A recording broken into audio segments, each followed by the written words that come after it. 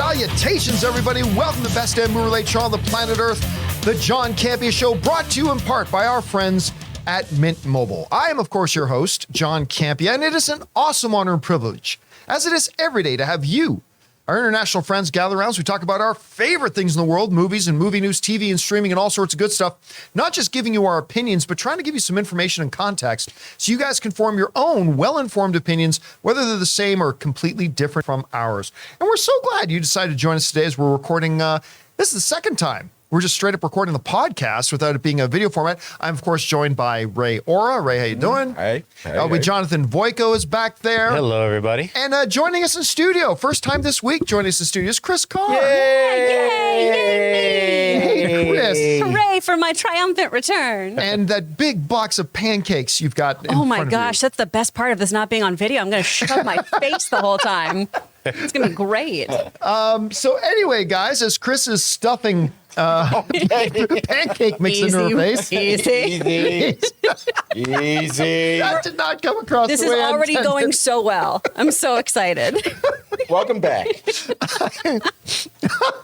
Anyway, it's good to have you guys here, and here's how today's podcast is going to go. We're going to talk about some predetermined topics that I have here.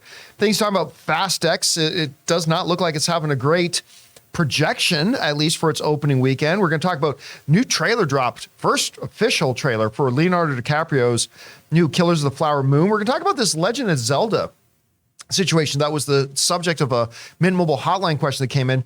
CW, for the first time since Smallville, has no superhero shows programmed and lined up, and Negasonic and Yukio are officially returning for Deadpool 3. And then in the second part of the show, we're going to take questions that our beloved channel members, of course, over on our YouTube channel, we have memberships, and we turn to our channel members to see if they've got any questions. And we're going to read through a bunch of those questions in the second part of the show. So, all that down, let's get into it here, shall we? We did a video on this earlier today, but, Fast X is coming out in theaters. It opens tonight. I mean, I've gotten a lot of people read to me, wait a minute, I thought it opened tomorrow. Well, yeah, but we all know now that when a movie opens on Friday, that really means it opens on Thursday. So a bunch of us are going to go see it tonight.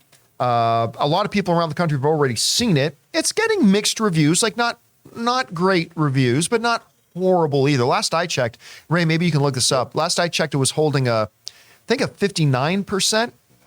Is what it had, which, by the way, is exactly the same critic rating that Fast 9 had, was a 59%. So The average is 57 for this entire franchise. The average is 57. It's at 55 now. Fast 10 is at 55 now, Fast X? Ooh, Yeah. okay, so it's dropping. Well, anyway, the projections just came out. Now, we heard a few weeks ago that the long-range projections that the industry was guessing that Fast X is going to make on its opening weekend was between $50 and $60 million. Now, sometimes those long-range projections get adjusted as you get up to the actual weekend of release. And I, for one, thought that we would hear that those projections go up. However, Deadline reported that, nope, the projection is $60 million. Now, we talked about on the video this morning that would make, if it does come in at 60 million, that would make Fast X the lowest opening weekend for anything in the Fast and the Furious franchise since 2006, when Fast and the Furious Tokyo Drift opened with $21 million. Everything after that has been more than 60, even Hobbs and Shaw. Woot woot! The one Fast and the Furious movie that Chris has seen. Even Hobbs and Shaw made 60.3 million or something like that. So there is a possibility here that Fast X might open lower than what a spinoff to it did, Hobbs and Shaw did. So look, I think those are pretty interesting numbers, and we went around it a bit today, but Chris, why? I mean, this is a franchise. I ask myself this all the time about this franchise. The franchise, despite the fact that it's been utterly ridiculous and preposterous, a lot of us have considered it a hell of a lot of fun. And they've made big money. A couple have made over the $1 billion mark. Even Fast 9, which was total garbage, made well over $700 million. Why, when we're coming into Fast 10, a movie that I personally think the trailers look fantastic, Jonathan doesn't agree. I don't know. Like, why do you think it's projecting this low? I mean, I think we've seen family hold a lot of things together, but after duct tape and space, I don't know if you can do Where much do you from go there. after that? Yeah, I feel like everyone I've talked to, because again, I have not seen this, but we are watching Fast and the Furious franchise this weekend. As Logan's recovering, I said we could watch all of these movies together, which might make him worse. I don't know. Some calming movies for you. Right? Just something soothing, a whole bunch of explosions and Vin Diesel.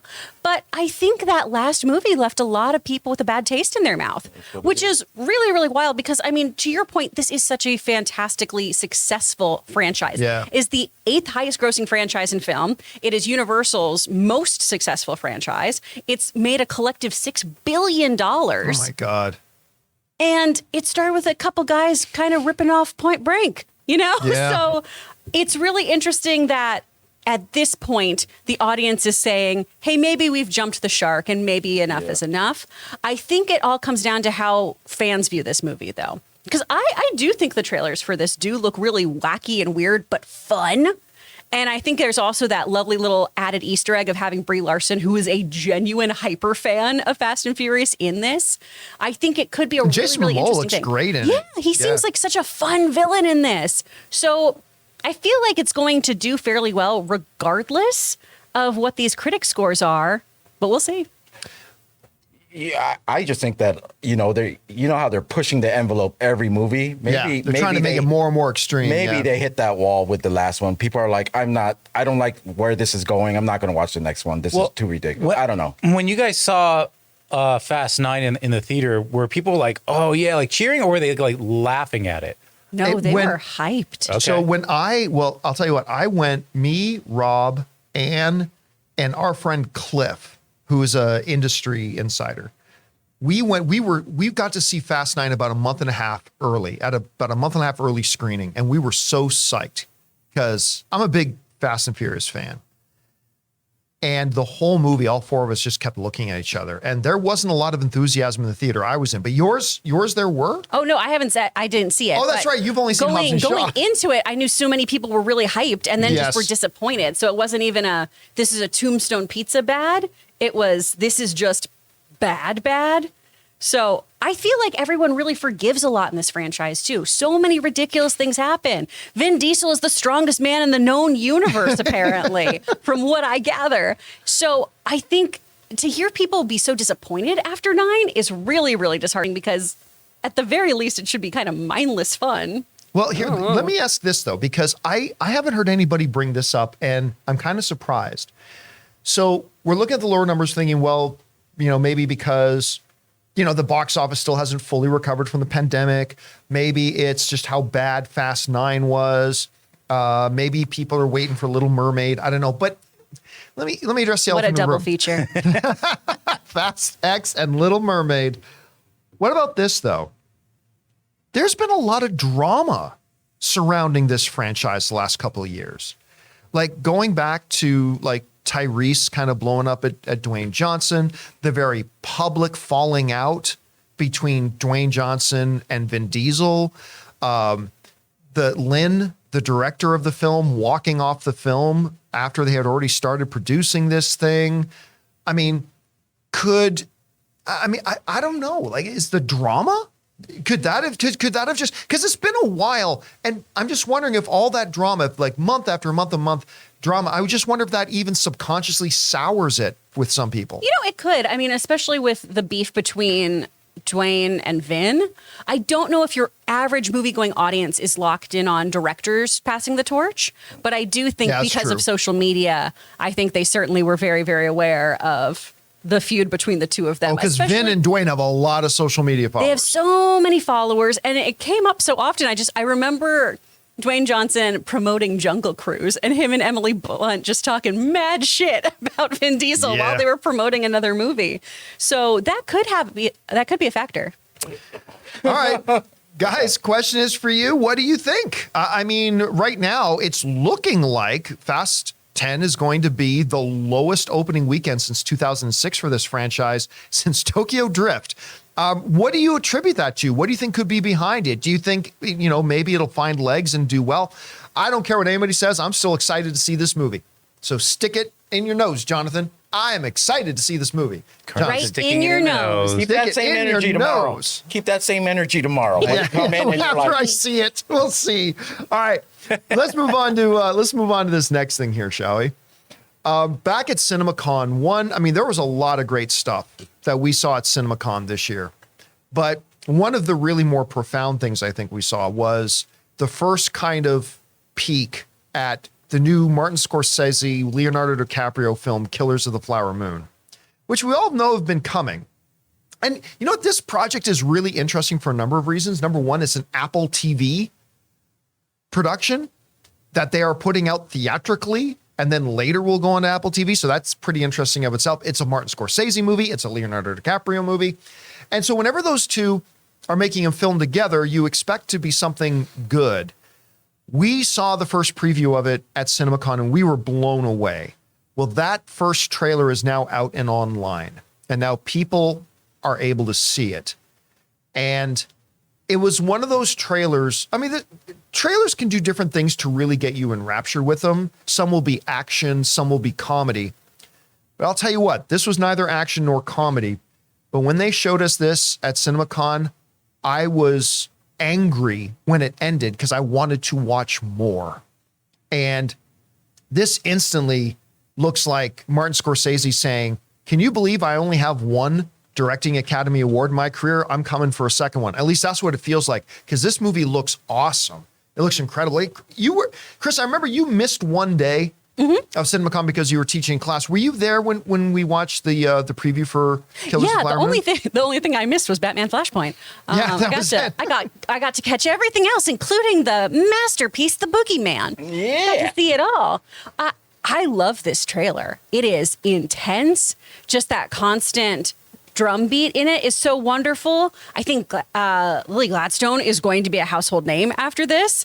I think this looks very, very amazing. And I do think, too, so much of Martin Scorsese's stuff now is kind of, fuck you, I'm Martin Scorsese. This is a 3.5 hour runtime. It's 3 hours and 26 minutes. Oh. This movie, Ray is shaking his head. Three Ray is shaking burritos, my his head friend. a lot right now. I mean, it's going to be intense, but I think he's at this point in his career, though, where it's just, this is how I want to tell stories. Yeah. Take it or leave it. And because he's Martin Scorsese, we typically just go, yes, sir. Okay, that's fine with us. Yeah. I'm very intrigued to see this. Ray was talking about this off camera, too, that this is a movie that feels like it's going to just piss you off the whole time. Yeah. Oh, yeah. Just because of the subject matter. Rife with injustice. Oh, absolutely. Well, I mean, Jonathan, you just watched the trailer. Yeah. Like, I know for us, it's like, again, all movies, I always say that movies, I believe, are experiential events, right? A film is successful based on whether or not it gives you that experiential, moment, like whether that experience is fear or laughter or excitement or whatever. And I just found this thing made me enraged. Like, watching this trailer made me angry. And Absolutely. It's like, but that's perfectly on par with other types of experiences. Anyway, John, you just watched the trailer. Like, what was your first impression of it? My first impression is that you really feel like you're in Leo's position, surrounded by whatever he's embroiled in, you kind of feel powerless. And then him kind of quoting that book as he's reading it at the very end. He's like, can you spot the wolves in this picture? That just like leaves you with chills. The vibe actually gives me a, not in terms of tone of either of these movies, but of the time and the place of River Runs Through It, and also Legends of the Fall. Oh, right. It's like yeah. a northern Midwestern 1920s mining town or oil town or whatever. I can see that. Really cool vibe. It's shot beautifully. That opening scene with the tribe, they're doing their dance, and it's like in slow motion, but the way it's kind of shot, it almost has like a 3D feel to it, but it's not. It's shot beautifully and tastefully. It's not like it's trying to be like. It's a totally different movie, but you know what kind of sense I got watching the trailer? And again, this movie is a totally different kind of movie. I almost got a sense of Wind River kind of DNA feel. Like, I remember having the same kind of feelings when I was, not the trailers for Wind River, but when I was watching Wind River, having, which might be my favorite Jeremy Renner movie.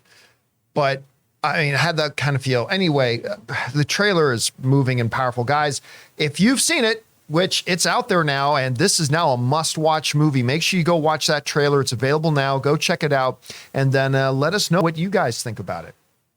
All right. Let's move on next to this thing here. We just did a Mint Mobile hotline question about this, but I really thought it was interesting and we should talk about it a little bit more. So we're going to discuss it here, which is Legend of Zelda Tears of the Kingdom is now out. And apparently, Chris, I think you mentioned earlier today that it was sold like 10 million copies already. Yep, in its first weekend. Which is stupid. Yeah. I mean, that's just ridiculous how much that is. And, you know, there's been a lot of conversation and talk about what does Nintendo do next? You know, they just put out Mario Brothers. This is Nintendo reintroducing themselves to the movie world since the Bob Hoskins Mario Brothers movie, long before many of people were born. And it made $1.2 billion. Highest grossing by a mile, highest grossing video game adaptation of all time. I believe right now it's the 5th highest grossing animated film of all time, 5th or 4th. It's up there. Smashing all kinds of box office records. So what do they do next? Well, obviously next they do a sequel, but then what do they do?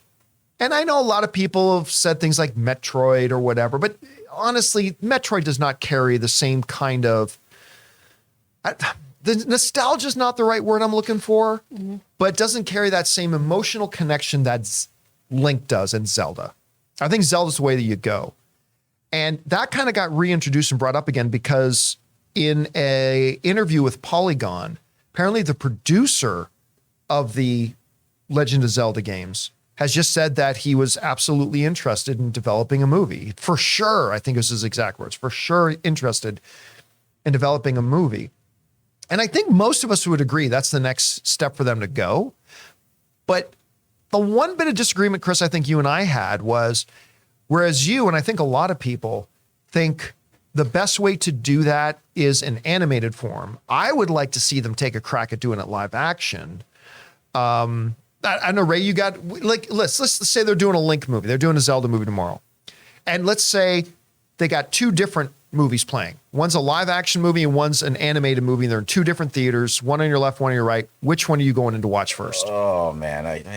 I think it might have to be the live action, to be honest. I mean, there's this, the way they did Mario Brothers was like, I thought was perfect for what I viewed as the Mario Brothers. Like, so game accurate, it should have too. always been animated. Even the movie back then, it should have always been animated. Link, it's different because there's so many elements that would look cool in live action. Like, you know, like the adventure part. Yeah. I mean, there's some monsters I want to see or bosses that he's fought that I want to see live action. It'll be like that game that I was playing at your place, Shadow of Colossus. Oh yeah, I remember that. Like, that was where gorgeous. you could kind of tell, like, oh, this would look cool, like live action. I would lean more towards live action, but I wouldn't complain about if it was animated or live action because the animation in this game is beautiful. As plain of, like, it's not as like realistic. It works for it, as in it's still beautiful, like the Zelda game currently.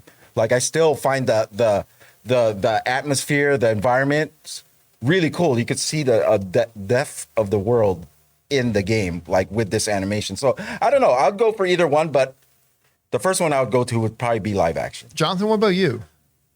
I lean towards animation. I think even from a budget perspective, you're going to get away with more, and you're not going to be as hamstrung by the budget if you're going live action and what you can achieve, how big you want to go. If it was live action, I'd want it to be highly stylized because Zelda, especially these last 2 outings, have been highly stylized visually. So I don't want him just running around a forest that looks like Yosemite. Like, I want it to be stylized. You know what I mean? Yeah. See, I kind of envision, I feel like this could be a Lord of the Rings kind of epic. Oh, it absolutely in could. live action. I mean, I think one thing we would all agree, whether it's animated or live action, Link needs to be Chris Pratt. Like, right? Get like out. We're all on the same boat. We're on the same boat. You know, one of the Flip things that this table. the animation could get away with is they could keep him silent in the animation. But I think that would be a mistake. No. But everything else So it was on Chris is Pratt. vocal. You I know, what but I mean? I think that would be a mistake. Yeah. I don't think you can have your main character and not having them speak. I just don't know that you Just can do grunting the whole time. So much of that is just the mechanics of the game, Yeah. of making you feel Yeah. more like Yeah. you're Link in that Yeah. moment, right? Because everything's directed at you then. Right. And I will say, one of the reasons why Mario needed to be animated too is if you had that be a live action film, you just as it is, if beat for beat, shot for shot, that was live action that we saw with Chris Pratt and Anya Taylor-Joy, it wouldn't feel the same. Right. Because so much of that is nostalgia based on the visuals and the sound effects. Right. So if the visuals are gone for that one, you don't have the same experience. Whereas if you look at the Zelda games, there is a lot of story that you can pull from. There's this vast tapestry of timelines and lore and so many interesting little creatures. Oh my gosh, you have so much to play with, so much wonderful music, so many incredible storylines. So that could translate to live action much more effectively. It's just, to Jonathan's point, that stylization of the animation is so cool that's why I want it on a big screen. All right, guys. The question is for you. We got the producer of Zelda now saying that he absolutely would love to see a movie of it for sure. He'd like it, but can it happen? And if they do you think it should be animated or do you think they should go for it in live action? I think there's pros and cons to both. Whatever you guys think, let us know your thoughts. All right. With that down, let's get onto this here. It is truly a new day. The times, they are a-changin'. Things are different, and we're not in Kansas anymore. Every cliche you can think about how, the inevitability of change is here. I was reading an article in The Hollywood Reporter that was basically laid out something that is just a simple fact, but it's kind of staggering when you think about it. The new lineup for CW, which of course just went through an ownership change and all that kind of, lots of things are different at CW right now. But the new lineup for CW just came out. And for the first time since the days of Smallville, there are no superhero shows. None. Not a single one listed there. And to me, it just kind of hit me. I mean, that's not a big news story in and of itself, but for me, it kind of hit me a bit because when you go back, I don't know, 8 or 9 years when Arrow was getting started, right? And I thought Arrow was a dumb idea. I didn't think anybody would care about it. And I ended up really loving the show, at least for the first few seasons. Really loved it. And then, of course, they did the Flash spinoff, which I also thought was a stupid idea, but I also came around on and started to really enjoy and like the show. And then what else did they have? They had Black Lightning. They had Supergirl. Who's the girl with the big star and the staff? Stargirl. Stargirl. Star- Thank you. Makes sense. Who's the girl with the star? Stargirl? Yeah, Yeah. that's the one. Nailed it. Nailed it. Stargirl, Legends of Tomorrow. Am I losing? Batwoman. That didn't last long. No. They had a new one too, but they got canceled right away. Gotham Knights? No, Well, the one but that before is another one. I'll figure it out, but go ahead. Yeah. Superman and Lois, which Yeah. started on CW. Which was great. I mean, look, we went from, I remember Arrow starting and it just kind of felt like this is what TV is always going to be like now. And even as, Arrow was wrapping up, the Arrowverse was still going strong. And even though Flash probably should have wrapped up 2.5 seasons ago, they're still going. Actually, I think they just dropped the first trailer for their series finale. You know what? I might actually tune in and just watch the series finale. Even though I haven't watched the last couple of years, I'll probably just tune in and watch it because I did love the first 5 some odd seasons of that show. But it's really weird in a context mode to think about CW's not going to have any of them anymore. They're gone. So, Mike, the question I'm asking myself, is this more an issue of, hey, CW's under new ownership now, they're going to be trying to do different things? Or is this a reflection of maybe, hey, you know what? TV got really saturated with superhero content. Like a lot, like you think movies do? No, like weekly episodes of 18 superhero shows. So I don't know, Chris, let me put it to you first. Like, is this more a byproduct of a huge, massive change over at CW, which canceled not just all the superhero shows, but they were canceling a lot of other shows too? Mm-hmm. Or is this more of an indication of, hey, man, television just went way too far into every other new show coming out was a superhero show? I don't know. Where do you see that balance? Some column A, some column B. You got to remember, too, that the CW has never turned a profit. in its entire lifespan since WB and UPN merged and formed the CW since 2006, I believe, never has turned a profit, despite the Arrowverse's popularity. Because that was huge. I mean, that was massive. People would get in all those lines at Comic-Con. CW also had Supernatural, one of the longest running shows ever, 15 seasons, right? That has its own convention. Yeah. It's wild that this network has never turned a profit. But when you do have so many other superhero content shows out there, you really have to up the quality of it too, because you're competing now with HBO. You're competing with Amazon. You're competing with really fantastic storylines. And don't get me wrong, some of the episodes of Flash, of Supergirl, of some of those other shows were fantastic, and I really liked them. That's my taste, though. If it's not your taste, that's fine. And they also had a lot of comic book writers writing for these episodes, which I really enjoyed. But with a CW budget and that more youth-oriented, quote-unquote, skewed kind of way of approaching storytelling sometimes, the same way they approach Riverdale or things like that, I think it really limited them. And I think they need to expand their scope, because that's what's so great about some of these other shows is you're reaching a wider audience. Some of those people who grew up initially on the CW, folks like me who were watching these shows in high school, and now they're at a point of, hey, I've kind of changed my tastes when it comes to some of my superhero fare. Some of these are nice, but I also enjoy something with Billy Butcher. I think that's something you got to kind of walk the line on. Also, the show I was talking about was Naomi. That one, Ava DuVernay. Oh, that's right. That guy. Wasn't Rosario Dawson in that? I'm not sure, but that's the show I was talking. But I think also no, the Rosario Dawson one was a different one. Yeah. To further Chris's point, like I think everyone just wants to watch their shows on their own time. You know what I mean? And CW, you have to watch it on that night. The Flash premiere is going to premiere on that night at that time. And it feels like people just like to watch their shows on their, whenever they want. And it's like, that's why the ratings probably weren't that great for.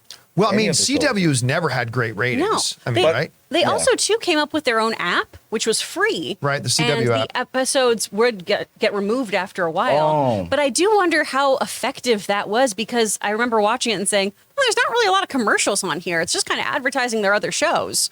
So I don't know how they were turning a profit either when they do that streaming revenue of, okay, well, you can watch, Walker, Texas Ranger whenever you want for reasons. And now that's a show. Let me tell you. that one's sticking around. But I don't know how they're making money. Yeah, they should restart this whole CW thing and just try a whole new genre. Well, they are. It's all new leadership. Yeah. But let me ask you this too. Okay, so how much of it do you think could be, like we talked about the changing of leadership? We talked about maybe superhero stuff on television got oversaturated. But how much of it is this? Because when Arrow came out, I mean, one of the first things that you notice is, wow, this is low budget compared to movies, right? But that was fine. We kind of readjusted our expectations and retuned our brains because we understand, hey, like this is television superhero stuff. We expect lower budget. But then Disney Plus came along, and all of a sudden we're getting WandaVision, which has big major stars and big recognizable characters and big feature film kind of budgets. And Loki comes, and I wonder if that, as they raised the bar on the production, I wonder if that too, when all that started happening, if it made some of us in the audience all of a sudden now go over and look at the CW show and goes, oh, suddenly this feels really cheap. I don't know. Do you think that could have been a part of it? That definitely could be a factor. I will say, I feel like the Arrowverse walked, though, so Disney Plus could run and prove that a serialized weekly show could work. And that we would absolutely continue tuning into these kinds of stories from the comfort of our own home. All right, guys. The question is for you. What do you think about this? I mean, to me, it's just a little bit of a shock to the system. CW without any superhero shows on it. It's kind of weird. What do you think led us to this point? Whatever you guys think, jump down and let us know your thoughts. All right. This will be the last main topic we discuss here today. We just did an individual standalone video about this one earlier too, but I irrationally love this news. So with Deadpool 3 coming out, we heard Morena Baccarin was coming back, which was great. I thought that was absolutely, like, you got to have her character as essential to Wade's character. Absolutely essential. Not essential, but I really wanted him back was Colossus. Like, again, you could do a Deadpool movie without Colossus, but I would miss Colossus if Colossus wasn't there. And then a few other names got brought up that was going to be there and stuff like that, but I hadn't heard anything about Negasonic Teenage Warhead. And by extension, her girlfriend, Yukio, who I find fucking delightful. Anyway, today, finally, the official news broke that both Negasonic and Yukio are both coming back. Yeah, damn right. Damn right. From the very first one, what was the joke that Deadpool made? Like the first time Negasonic shows off her power, he goes, I hate to be the guy that tries to pressure her into prom sex or something like that. It's like, ever since, like, the dynamic of her kind of FU attitude, yet, and I said this in the video earlier today, at the same time having this real respect and loyalty to Colossus. And then out of nowhere, despite the fact that she seems very hard-edged and very rough around the edges and stuff like that, having a girlfriend who is 3 pounds of butter, 2 pounds of sugar, and a whole truckload of sunshine poured into one in Yukio. And I was saying in the video earlier today, Chris, you weren't here when we recorded this one, but I said, I know Yukio isn't in the movie much, but her very sweetness and her very presence when she's on screen and Wade says like, hi, Yukio. Hi, Wade. Like just the way, the bubbliness, the joy, the innocence, all that kind of stuff. I don't know why. Whenever that character just came on screen, it triggered an emotional reaction in me it made me happy. Like, and she would just be on screen and you feel happy. And I love movies that have like little elements of that. So having Negasonic there, I think is super exciting. Having Yukio there, I think is super exciting. I'm really excited. Now, we talked about it a little bit earlier, but you weren't here. So, but now you've heard about this news. They're back. How do you see it? Like, are they really, look, they're just not even secondary characters. They're kind of third level characters. It's not all that big of a deal. Or do you love it as like I love it? I love this for a multitude of reasons. She is precious and she needs to be protected at all costs. And I want them to stay together forever. I also love the implications of this because of having Wolverine in this movie.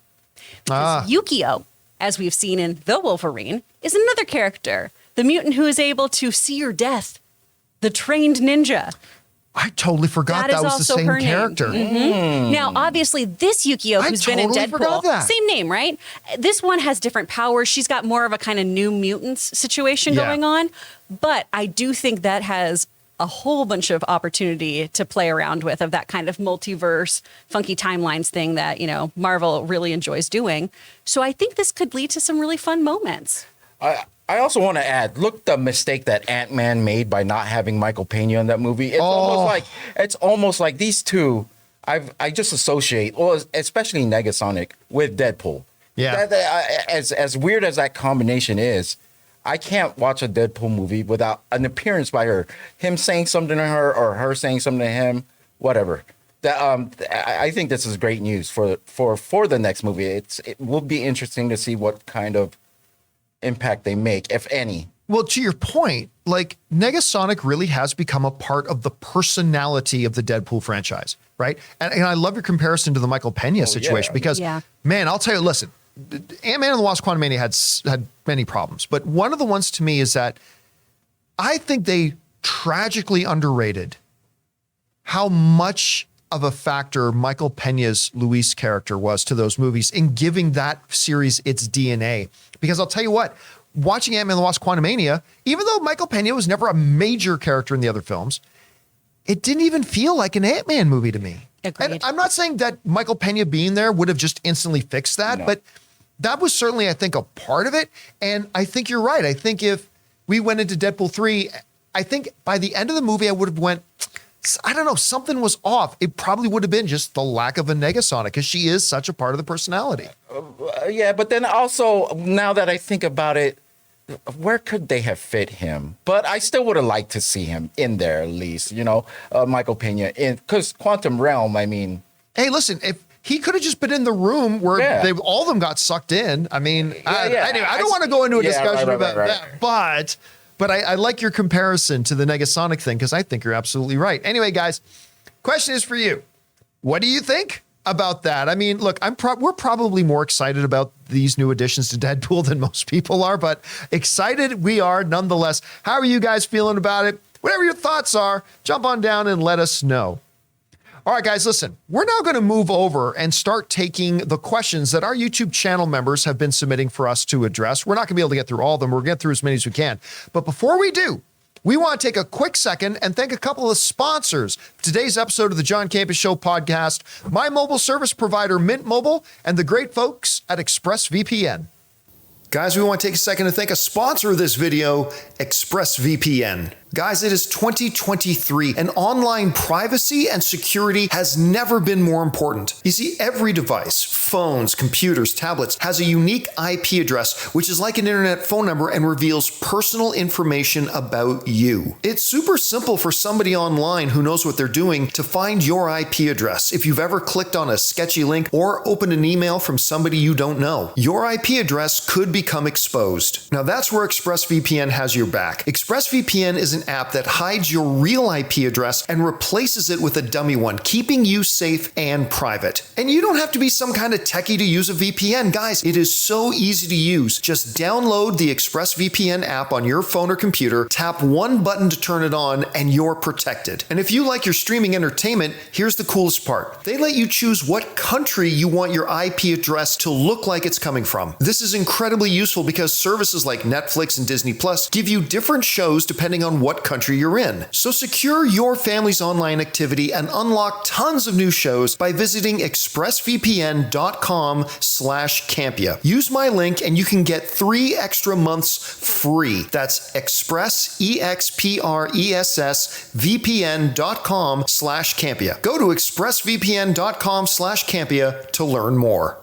We want to thank a sponsor of this video, Mint Mobile. From the gas pump to the grocery store, your utility bills and favorite streaming services, inflation is everywhere. Seriously, make it stop. Thankfully, there's one company out there that's giving you a much needed break. It's Mint Mobile. As the first company to sell premium wireless service online only, Mint Mobile lets you order from home and save a ton with phone plans starting at just $15 a month. You guys know that ever since I switched to Mint Mobile, I've been saving almost 70% a month over my old phone plan. For people looking for extra savings this year, Mint Mobile offers premium wireless for just $15 a month. By going online only and eliminating the traditional cost of retail, Mint Mobile passes the significant savings on to you. All of their plans come with unlimited talk and text plus high-speed data delivered on the nation's largest 5G network. Use your own phone with any Mint Mobile plan and keep your same phone number along with all your existing contacts. Switch to Mint Mobile and get premium wireless service starting at just $15 a month. To get your new wireless plan for just $15 a month and get the plan shipped to your door for free, go to mintmobile.com/Campea. That's mintmobile.com/Campea. Cut your wireless bill to $15 a month at mintmobile.com/Campea. And thank you to our friends at Mint Mobile and ExpressVPN for sponsoring this episode of the John Campea Show podcast. Hey guys, remember, when you check out and support our sponsors, you're actually supporting us. So if you look down into the description, you'll find links and promo codes to today's sponsors. And thank you again to Mint Mobile and ExpressVPN. All right, guys. With that down, let's go over and hear what our channel members have to say and ask. Chris, what do we got in there? First up from Kendall Barker. I'm not a podcast guy, but I have to admit the show you, Jonathan, Ray, and Chris are putting on is starting to win me over. Great job, the John Campea Show crew. And then it's all of our little memojis. Aw, thank you, Kendall. Appreciate that very much, man. Jonathan, I'd never seen yours before. Oh, yeah. Oh, it's precious. What a likeness. From Confession Deception, hey, John and crew. With Barbie and Oppenheimer coming out on the same day, there's been some worries about how these films may impact each other at the box office. Funnily enough, an interesting trend I've noticed from friends of mine in film school and otherwise is that they want to see both films the same day as a double feature. I think you got to click that read more. Golly. Oh.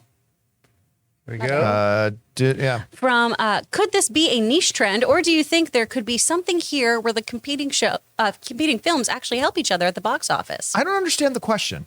What's two people movies? going on the same day to see two movies. Do you think that's a trend that a lot of people might start doing of, oh, hey, I'm going to go see Oppenheimer and Barbie today?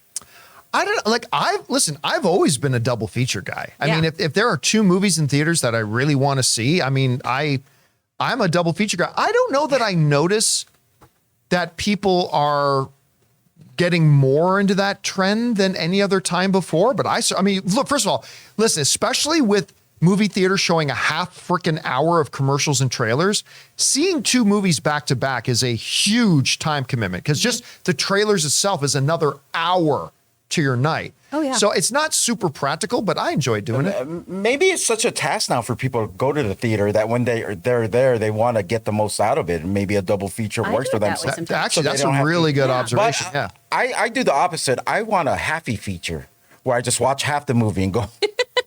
And then take a nap and go back and watch it again. I do that. When I used to only have Sundays off, I would see 3 movies in a day, and I would Yeah. call it plexing, and I would just miss usually the very first 5 minutes of something because of the time. Like the and then I jump into the next changeover? one. Yeah. All right, what's next? From Franklin Donahue. Hey, John, now that you've shifted to an audio-only show, do you have any plans to introduce some segments that might only work on a podcast, like a movie score of the week or something? Well, I mean, remember, first of all, there is audio in video. So, I mean, if we wanted to do a movie score of the week, we could have done that in the video version of the True. show too. But the same problem would exist in video version or audio only version. Copyright. Yeah, no, we can't play movie scores on our show because we will get dinged and we will get dinged hard. But no plans for that right now, but something I'll keep in mind. All right, what's next? From Amin. John, do you still play guitar? I just started taking lessons last week. I already play piano, percussion, and drums, but wanted to learn a new instrument. When can we get another live performance from you? Thanks, Amin. Yeah, I play my guitar almost every day.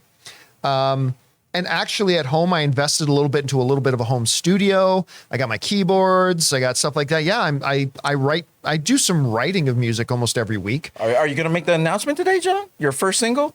The Wait. Oh, sorry, Ray, sorry. you let it out of Oh, the my bag. God. Oh, no. Actually, you know, it's funny because I was so cheap when I made my first movie, little independent film I did called The Anniversary. Almost half the soundtrack is me because it was just cheaper to do it that way. I got some great other bands to commission them to do some music and stuff like that too. But yeah, I still play almost every day. Thank you for asking. All right, what's next? From Jacob Hirsch. Hey, John and crew. I've been following since the Arrow After Show and finally just signed up for your membership. Yay. Thank you, man. Appreciate that. Sad to see the main show go, but I'm happy you're doing what's best for yourself. Here's the new podcast. My question is, do you think Loki could be the new leader of the Avengers in Kang Dynasty?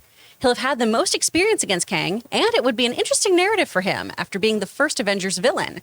Would also be interesting to watch Thor follow his brother for once. Bring on the filthy. Best wishes to all. First of all, thanks so much for that, Jacob. Zero chance. Absolutely zero chance. I mean, even if you look at the Loki character in the Loki show, that's not a leader, like by any stretch of the imagination.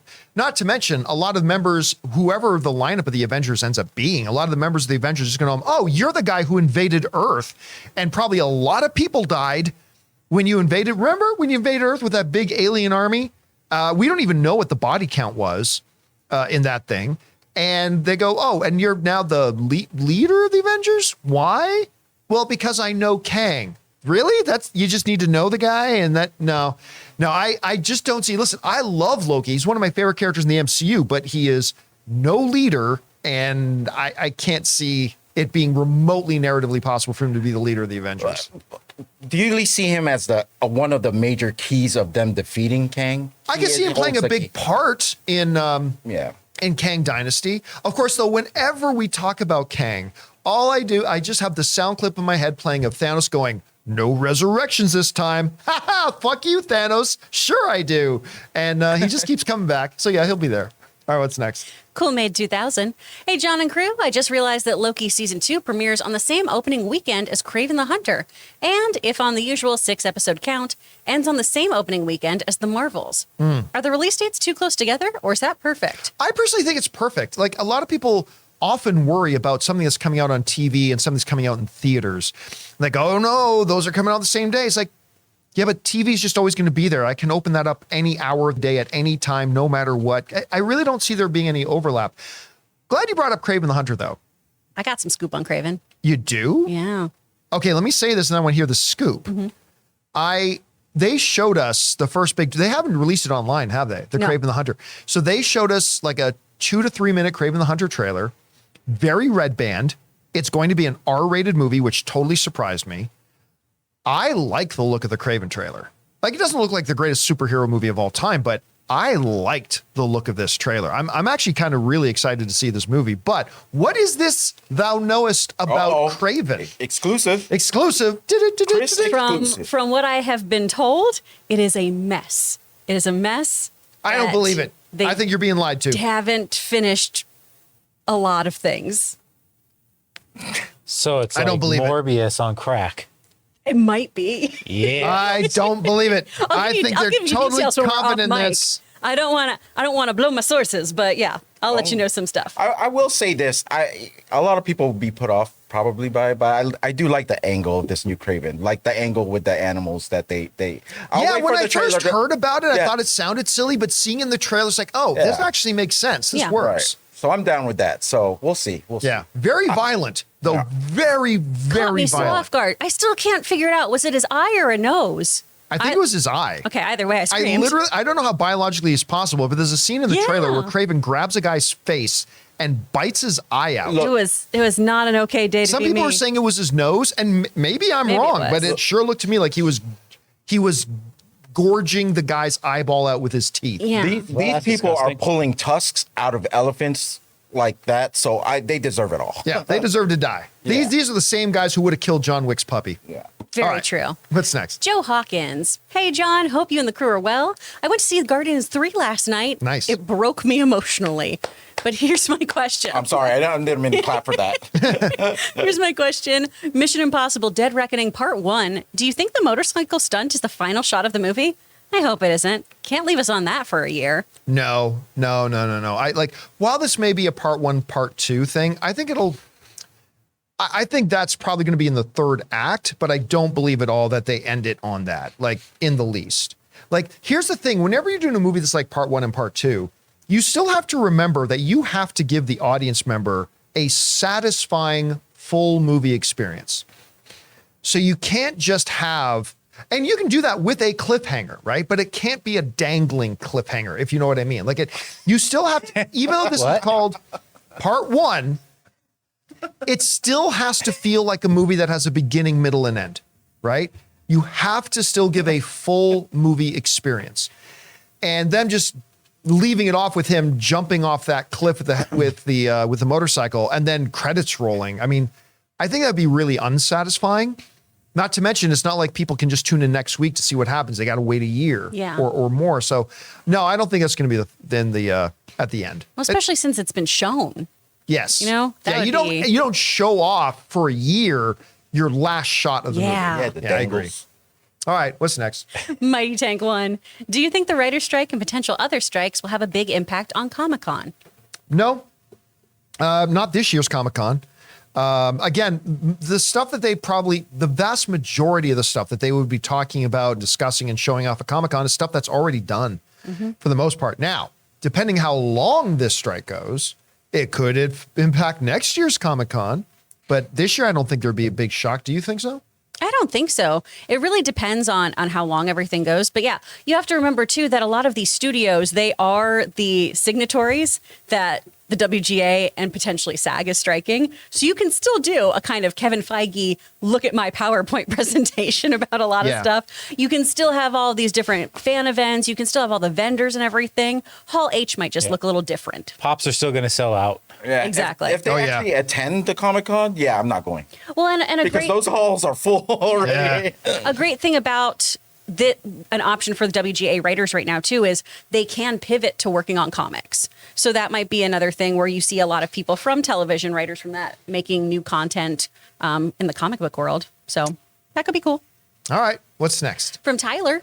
No question, but y'all were hilarious during the open mic yesterday about Wong. Keep up the great work, team. What happened? No. What did I? No. I said something, and Ray said Because you sounded like him. I sounded like Wong. I'm like, that was Wong. Because he did an impression of Strange. someone, Batman. It was Batman, right? No, I don't think. Was it Batman? Martha. Oh yeah. Yeah. Why did you say that name? Right. Yeah. And But then Ray said, "Was that Wong?" I'm like, "What?" Did that remote? Is that what Wong said? Is that remotely Wong? You sound a little more Wongish than You did sound a little more Affleck-ish. Did I really? Yeah. I still don't hear it, but I will. I will yield to your discernment on that. Anyone in the comments, please say if you listened yesterday, tell me that wasn't Wong. That was more Wong than Ben Affleck, for sure. Okay, what's next? From Patrick Hamilton, how much longer do you think the writer's strike will last? Oh God. Who will budge first? Won't studios start to lose money if there's no new scripts being written? Start to lose money? Boy, howdy, it's begun. Yeah, I mean, They're still looking strong out at Disney Studios every day. I pass by them on my way to work and on my way home. Going to St. Joseph's each day, I got to honk at all of the protesters. I mean, look, there's a train of thought out there that is, there are some people that believe that the studios want this strike. I was reading one of the newsletters the other day that, I think it might have been Bologna, I should say, that was saying, or it might have been the other one. Anyway, that was basically saying, oh yeah, make no mistake, the studios want this strike. They want this to happen. They want to basically push the writers to the edge of desperation, and they've prepared for this. It's funny. ABC just announced their lineup, and it's all reality television bullshit. It's game shows and reality television. And it was basically, the person who sent me the article said, the studios just threw the gauntlet down. Said, here you go. We can exist without you. Of course, we know we need the writers. They know they need the writers, but I think to get what they want, I think the studios are digging in and they are willing to allow this strike to go on for a long time. I hope I'm wrong about that. I really do. Yeah. But I think they planned for this. I think they're prepared for this. I think they have their agenda. And listen, the last one went 3 months. 3 months. This could go 6. I think this is going to be a long one. This could be a really long one. I'm sorry, if this might be a dumb question, but these writers aren't getting paid right now, Correct. right? Well, Correct. Yeah. They were barely getting paid before. If you're not working, you're not getting paid. Okay, Yeah. so they're working their other jobs. Okay. That Which, isn't writing. We've talked about this on the show before. There are staff writers who have other jobs that you wouldn't really expect. My friend struck up a conversation in the dog park, and a staff writer on an Emmy Award winning show also works at a Regal. Which, again, there's nothing wrong with having multiple jobs, but when you look at how these shows are making companies so much money. Yeah, they're profiting hugely. And exactly. Yet, And then the people who are creating these shows aren't making that money. And to add to all of the strike right now is that SAG, our board members, have authorized to have us all vote on strike authorization. They unanimously voted for that. And so now all of us are getting our postcard ballots about voting for this. And I know the union for actors right now is very adamant about striking as well. And I've been hearing the Directors Guild is close to it too. Absolutely. So, I mean, this week we're going to be looking, look, hey, listen, 11th hour, good news can come. Absolutely. But right now it's looking like we're looking at an industry-wide shutdown. And then it's about who's going to blink first. And I hate saying this because I'm one of these guys where I see some validity in what the producers say. Like, the producers raise some legitimate points that I can acknowledge and look and agree to. I happen to lean more towards the writers here, though, about what they're asking, because no one is saying that just because the networks are making a lot of money on a show, that means the writer should get $1 million too. But when you're an Emmy-winning show and you're making that much money off those shows, your writers probably shouldn't have to think they need to also work at Regal to make ends meet. Yeah, there's so many who, but I'm going to say this, when the question about who's going to blink first, I think the writers are going to blink first. I don't know. They're unfortunately just in a position where they can't handle they're not in a position where they're going to be able to sustain as long of a drawn out thing as these resource rich studios. That's fair. I think so many of them, though, since they already were being bled dry and working ridiculous hours and everything, are kind of, I'm used to this. That's now true. I don't have to write. And now I don't have to write for you. I can be writing all I want, being ready to pitch when the time is to go. Yeah. And I do want to specify, too, the Alliance of Motion Pictures and everything is slightly different than the PGA. So it's not just producers, too, just for everyone listening. Yeah, it's the AMPTP. So, So the Producers Guild, there are lots of producers who are on the side of the strike and everything, too. The signatories are going to be the members of that AMTP, blah, blah, blah, blah. who are a lot of studio heads, executives, that sort of thing as well. It's this very big kind of nebulous conglomeration of people. I mean, I think the Blink could be more of a in a situation of compromise.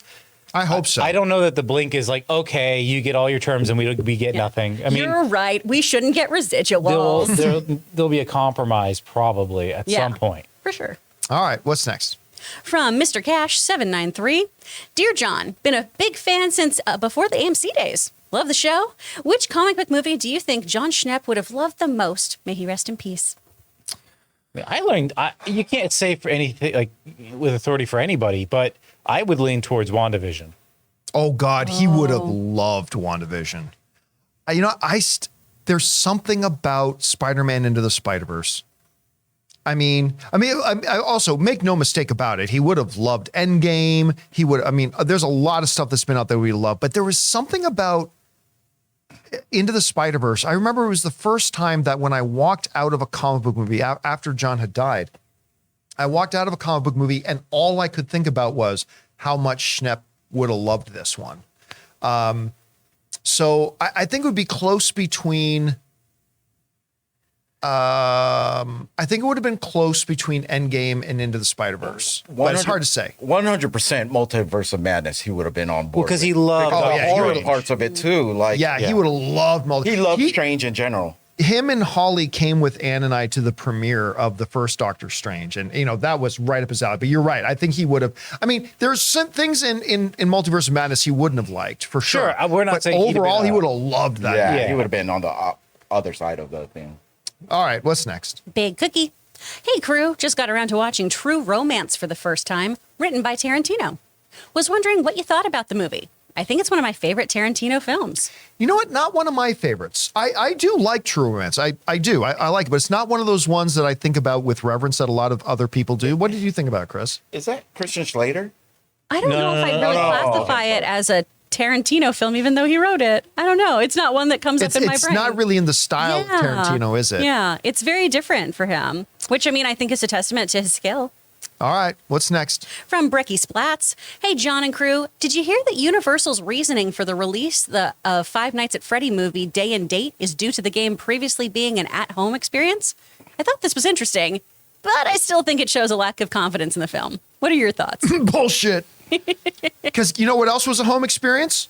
Mario Brothers. Mm-hmm. Mario Brothers is a home experience. That movie made $1.2 billion. Mm-hmm. You know what? You know what else is home experience? Facebook.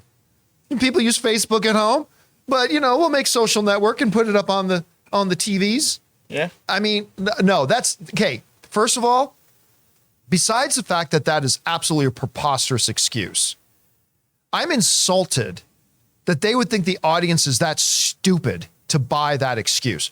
Well, we thought people play Five Nights at Freddy's at home, so we'll make it a bit bullshit. I hope this movie's great.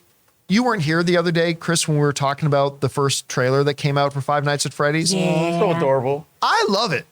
I as somebody who played the game, I thought the trailer was great, but whenever Universal has put out a movie in theaters and on Peacock Day and Date, the result has been the same. Garbage. Yeah. And so, don't tell me, it's because people play Friday. That's the stupidest thing in the world. Mario Brothers did too. Can we all say that Universal is having a tough week with the projections of Fast X? Oh yeah. And then now the Friday. Recently their CEO got fired, and it's been a tough. Yeah. And I like I like Universal. I like Peacock. I like them both, but the Five Nights at Freddy's is a home experience. Give me a break. That's one of the dumbest things I've ever heard. All right, what's next? Speaking of Universal here. From King Edward. A year ago, I would have thought that Fast X would open more than the new Transformers. Updated tracking from Deadline pegs Transformers with a 68 to 70 million opening. Will Transformers really open bigger than Fast X? I don't think so, but it's possible. Listen, I'll tell you what. A month and a half ago, I thought Fast X, like for a long time, I thought Mario Brothers would be the #1 box office movie of the year. Then I thought, you know what? I think Fast X can outpace it. Apparently, I got to walk that back. Not if it's going to open to $60 million. Fast X is not going to break $1 billion if it can't open to more than 60 million. So, but listen,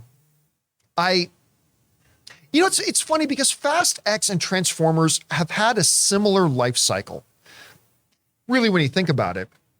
And they're both kind of in this place where are people kind of over it with this franchise and whatever, which is really too bad because unlike, though, where they really differ, the last Fast and the Furious movie was absolute garbage. The last Transformers movie was absolutely brilliant with Bumblebee. Bumblebee, oh, so Yeah, good. so good. But unfortunately, Bumblebee came on the heels of like 4 garbage movies in a row. Whereas Fast 9 came on the heels of like 4 really great Fast and Furious movies in a row. Not that you would know. Hobbs and Shaw, baby. Not counting Hobbs and Shaw. But yeah, we could end up seeing Transformers Rise of the Beast, maybe making more. I'm excited to see, by the way, and I'm excited to see both of these movies. I think that trailer with freaking Unicron in it and everything, I am dying to see this movie. Steve Cappell directing it. I mean, we'll see. We'll see how it turns out. All right, we got time for like 2 more. What's next? Okay, from Kendall Barker again. I love Rey and I love Daisy Ridley. Screw it, I'm excited for her movie. I hope they do it justice and bring back the magic we all felt in The Force Awakens. Listen, for me personally, the issue is not Daisy Ridley, who I think is a terrific actress, or Rey. I like the Rey. I hated what they did with the Rey character ultimately in the final chapters of the films, but I like the character in general. The reason I think it's a bad decision is because a lot of Star Wars fans who don't feel the way I do about it. I mean, they represent a very divisive period for Star Wars fandom. Now, granted, some of the divisiveness is over racist, misogynistic, basement-dwelling cousin humpers, sure, but there's also just a lot of people who just, for creative merits, just straight up didn't like what they did with it. And it's very divisive. I myself hated The Rise of Skywalker. I hated that movie. And so I really think that the best thing for them to do is turn the page. Go in with something fresh. Set up the next Star Wars movies as being 20 years after the events of The Rise of Skywalker. The Jedi Order has been reestablished. Rey is gone. All that kind of thing. Bring in new characters that don't bring over the baggage that comes with the sequels, or for that matter, the prequels. But they didn't. So I will go into it with high hopes and hope that they do a really good job. But I'll tell you what, this is Kathleen Kennedy's, for at least the next while, this is Kathleen Kennedy's Star Wars, which means I don't even believe this movie's going to get made. Because everything they announced doesn't get made. Inconceivable. So yeah, there's that. All right. Last question of the day. What we got next? Last one comes from Justin. Is that Wong? Last one comes from Justin Welsh. What's up, Singing Posty? Hey, John, Ray, Chris, and Jonathan. Have you ever ugly cried in the movie theater or at home watching TV? I did. Have I ever? I don't usually, but one that always gets me, most Pixar. It's a Wonderful Life every Christmas. And believe it or not, The Modern Queer Eye. Oh my gosh, the latest season of Queer Eye. I've also been very emotional this week, but I cried in every episode. It's so good. Do you guys watch it? No. Anne but was just watching an episode where they did an entire college fraternity. Yes. And before you guess, when I say they did an entire college fraternity, what I mean was they gave them makeovers. They gave them a makeover, and it's beautiful. I ugly cried during that Fast X trailer. The physics don't make sense. Guardians was probably. I mean, yeah, I saw a lot of people. Guardians the the most last I've ever one. cried. Yeah. I've never ugly cried in a movie or TV No, show. like, I mean, I've had, I've cried a little in some, but Yeah, that's I've about had it. tears like stream down, but I've never like straight up ugly cried, sobbed. For all the feelings you two don't have, No, I do. have I all just- of them. All right, so here's the thing. So I walked through the room while Anne was watching an episode of Queer Eye, the one with the fraternity, right? Mm-hmm. And I said, you know what? I want to put up $25,000 because not that I have $25,000 that I can spare, but because I think I could make money on it. If I had some local little production company want to come to me, because I want to make a 5-minute short, maybe 7-minute short called Straight Eye for the Queer Guy. I want to make a 5-minute short called Straight Eye for Like the a Queer Guy. spoof. And I want you to start with like a gay couple who clearly have their entire fucking life together. They live in a nice home. They're well dressed. They're super educated. Says, okay, but have them say something emotional. I just feel like I'm not able to connect with people. Like, all the people on Queer Eye say when they're going to them.